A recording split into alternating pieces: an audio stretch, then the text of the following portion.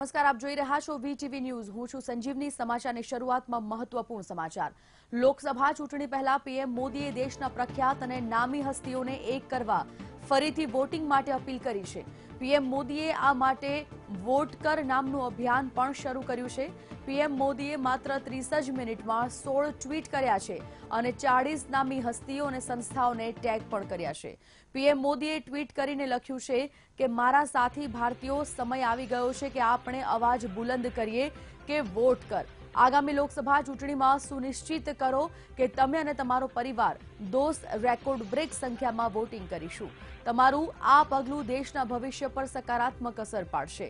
મહત્વની વાત એ છે કે પીએમ મોદીએ એક્ટર અનુપમ ખેર, કબીર બેદી અને ડાયરેક્ટર શેખર કપૂરને ટેગ કર્યા છે। પીએમએ ટ્વીટમાં એવું પણ કહ્યું કે આગામી ચૂંટણીમાં લોકો મોટી સંખ્યામાં મતદાન કરવા માટે આવે તે માટે અવગત કરશો।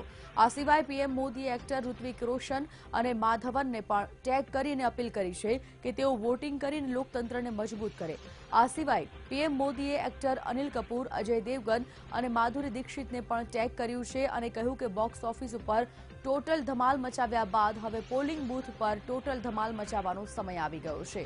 વોટ કર મૂવમેન્ટને સપોર્ટ કરીને તમે ભારતના લોકતંત્રને મજબૂત કરશો।